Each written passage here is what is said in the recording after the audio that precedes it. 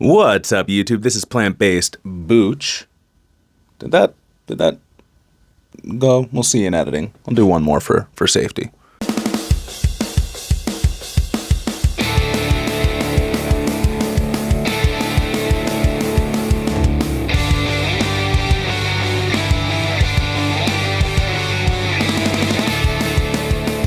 What's up, YouTube? This is Plant-Based Booch, and I want to wish you all a very happy spooky season. That's right. The fall is upon us. Halloween is coming around, and you know what? Midway through September, for me, August, I feel, is when spooky season started. As you see from my background, my boy The Shape, Michael Myers himself, is a staple in my pop culture pantheon, and horror is actually one of my favorite genres. I don't know that I've reviewed too much horror on this channel as of yet. I did a silly little Corey being better than Michael Myers video regarding Halloween Ends, and I think I did a Black Christmas review as well. I did a Black Christmas one. Oh, that's right, I was doing off-kilter Christmases. So actually I did more horror for last Christmas than I've done. But you know, the channel is still new, and horror is what brought me to YouTube. In addition to spooky season, I want to talk about why horror is one of my favorite genres of entertainment. Horror, unfortunately, I mean, not unfortunately, but I think for a lot of us, horror is kind of a comfortable genre to go into. It takes a lot of the terrible, taboo, macabre things, for those of us especially that have an attraction to the morbid, and it brings them to the front, it brings them to light, and it's able to actually tell some really involved and nuanced stories when done correctly. Let me go back a little bit. Horror is one of the genres that brought me to YouTube. My favorite horror franchise is Halloween. My favorite horror movie is Halloween '78. And I love going to different channels and different podcasts and listening to different reviews and seeing how people feel about these films and learning fun facts about them. And Cody Leach is one of the most prominent YouTubers that I remember discovering a couple of years ago. And I really dug what he had to say about these films. I love the way that he reviewed them. And then I also went into, Sean Chandler's videos from there. And then 616 Entertainment's retrospective on Halloween. And We Watched a Movie is also one of the channels that makes its way into my circulation. Very enjoyable guys, very fun. And also through Cody Leach, I found my way to Sledgehammer Horror. And through Sledgehammer Horror, I found my way to Bobby Likes It Spooky. Eventually, I found Alonda Parker, who is an amazing YouTuber. Her reactions and commentaries on these videos are hilarious. She puts so much work into them, and she is just absolutely fantastic. So if anyone here is looking for really good horror YouTubers to watch this spooky season, those are definitely my recommendations. Sledgehammer Horror, Cody Leach, Alonda Parker, Bobby Likes It Spooky, Sean Chandler, 3C Films is a very popular one. You know, y'all know the popular ones. I don't gotta tell you who they are, but you know, some really, really, really fun stuff to digest. And I'm looking to add my own content to that. I really want to review the Halloween films this coming spooky season. And if you have any recommendations on films you'd like to hear me discuss, then, you know, and we can also discuss together, put them in the comments down below in this video, and I'll watch them and we'll review them. We'll discuss them. The community is still small. This channel is still new. So I just love getting to talk with people and getting to discuss things. And, you know, I just want to start a conversation. That's like my favorite thing. So horror is a comfortable genre for me. It's weird to even call it a genre because so many types of genres exist within horror. Horror is really like an umbrella genre when you think about it, because you have the slasher film, which is one of my favorite subgenres. You have your supernatural films. You have your monster films. Supernatural. You also have your haunting stuff that goes in there with it. You have your body horror. You have your torture porn. You know, your stuff that's like Saw and Hostel. If any of you are into weird Rube Goldberg like stuff, you have your Final Destination series. If you're in for that, you're the really like mental and thriller stuff, the stuff that's really making you think and hitting you hard on a few levels. You have A24. That whole production studio is putting together amazing stuff. But for me, Horror as a whole is one of my favorite genres. Like I said, because it's something that's not afraid to take all of the icky stuff about life and put it out to the forefront. And sometimes they tell very obvious stories. Sometimes they tell very nuanced stories. And, they kind of use horror as a backdrop to talk about trauma. Horror, for me, is the survivors genre. I'll use the slasher as a perfect example. I think that, in having the final girl and the slasher that she's facing off against, you have ordinary people, seemingly defenseless people that are put into extraordinary circumstances. They are put up against a force like none other, a powerful force of nature that has destroyed their friends, sometimes their family, sometimes the authorities around them, and has dismantled everything. And you still have one person who is finding the will to survive through it all. And I think that really speaks to a lot of the survivors who may be watching this video. And I'm a survivor myself, and I do think that horror is that thing. You have a lot of times where the weak get the chance to triumph over the strong. You have the final girl, or even sometimes you have the final boy when you're talking about Child's Play and everything. Child's Play is a franchise that scared the crap out of me growing up.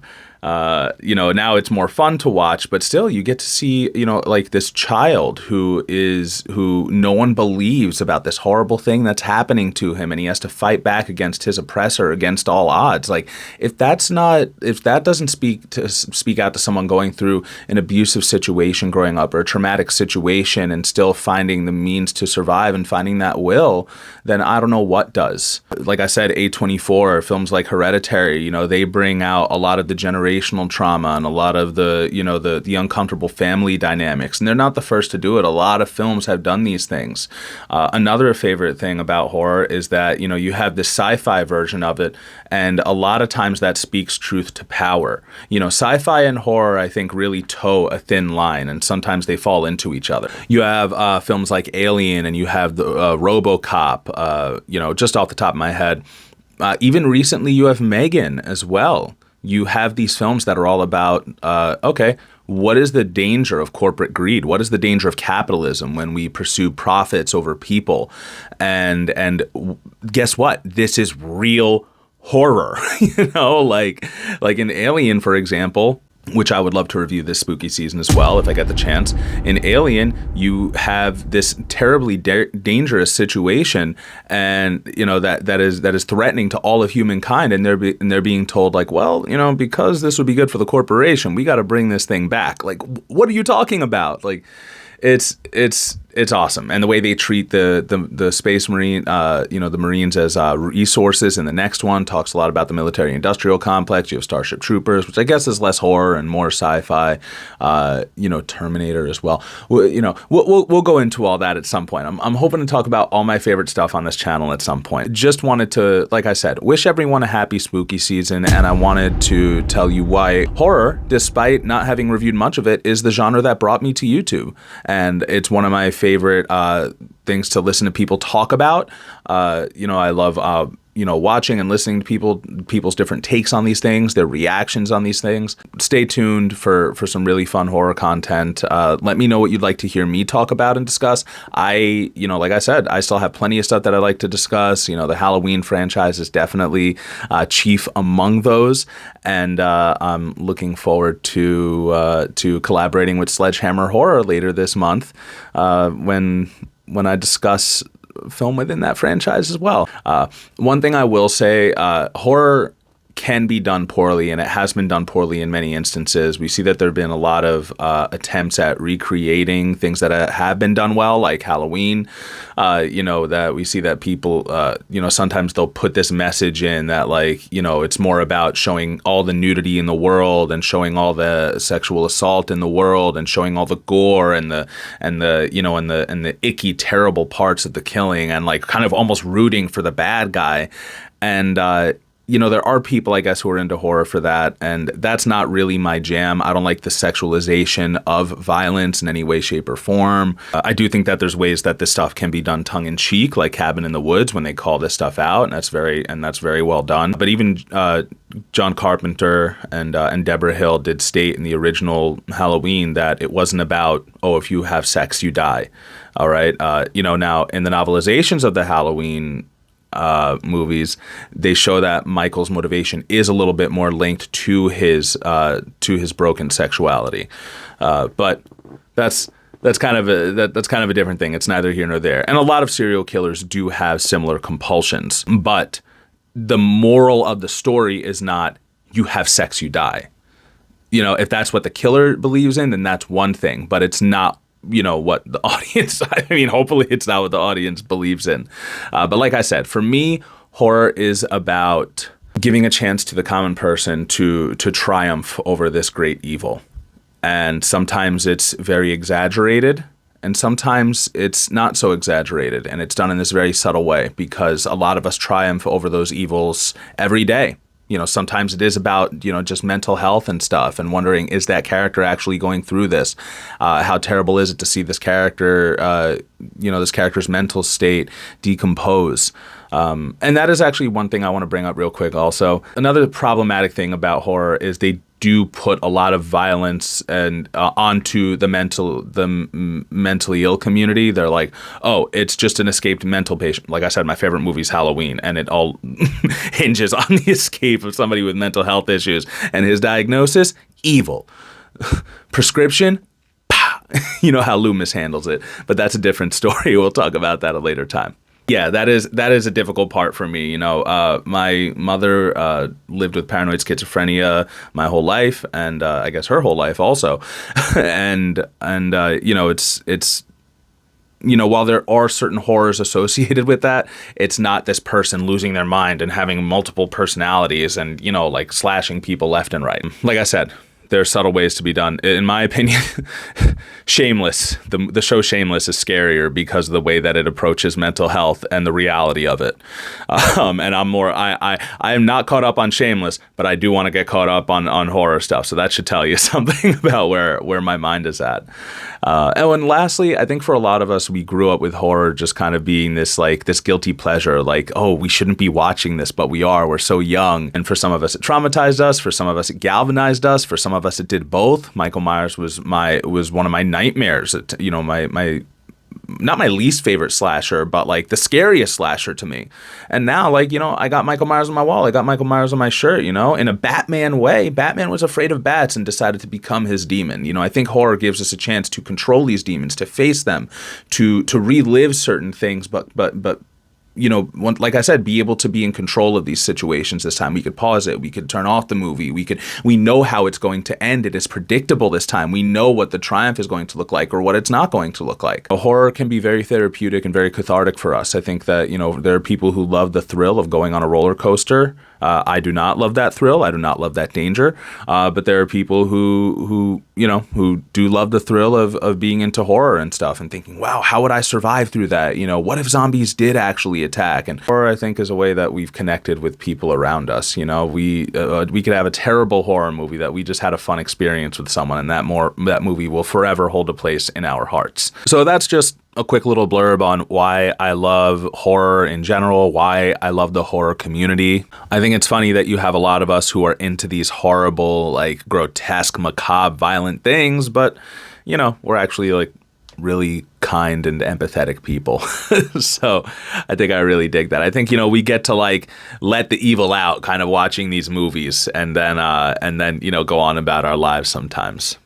Oh, another thing real quick, horror is also art. You have Tom Savini, you have Greg Nicotero, you have these amazing makeup artists who are able to shine through the practical effects that they put into these films.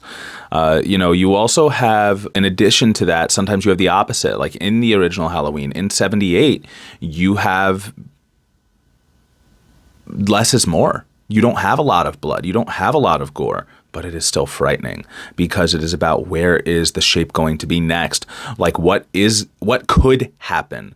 When we talk about those of us who face anxiety and everything, what could happen is a very real and very paralyzing fear sometimes.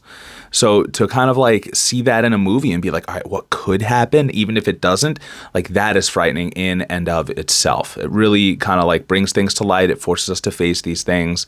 We can be in control of them or not. And, sometimes they resonate with us. Sometimes they don't. I don't remember my first horror movie, but one of the earliest ones was actually Jason Goes to Hell. I think I was 6 years old, and I thought the cover was so cool, and I wanted to rent it from Blockbuster, and my father rented it, and he was like, all right, well, now you got to watch it. And like, as the beginning started, I started getting so scared, and I was like, oh, I don't want to watch it anymore. And he's like, oh no, I paid for this. You have to watch it now. And I was like, oh God. And he fell asleep. And I watched Jason Goes to Hell at 6 years old. So maybe that's a canon event in my life. I don't know. But you know, like from that moment, I guess, like, you know, when you can be scared by something and then still come out on the other end of it, you're like, oh, maybe it's not that scary after all. Like I said, the more you can revisit your demons, the more you can revisit, like, you know, in my case, Michael Myers, like, you know, the scariest slasher to me. You know, if you can revisit these things, if you can really analyze them, if you can look them in the face, the pale, emotionless face of evil, the devil's eyes. You know, if you can do that, then, you know, maybe it galvanizes you. Maybe it makes you a little better for it. But yeah, for those of you who are here for horror and love horror as well, please comment below. Let me know what I should be talking about this next month. Like, subscribe to the channel. It's lovely to have you here. Let's start a discussion. The name's Plant-Based Booch, and I'm looking to just having fun with you. Happy spooky season to all you weirdos, all you freaks, all you queerdos out there. That's right. Like myself, okay? And not only is this queer, but it's also horror-based. I love this. I picked this up recently, right under my boy MF Doom. You see those teeth? Oh, you can't see the colors. They're non-binary. Can you see the colors now? I don't know. Anyway, happy spooky season, folks. Stay educated, stay medicated if you need it. Have a good time. Thanks so much for watching, and I'll see you soon.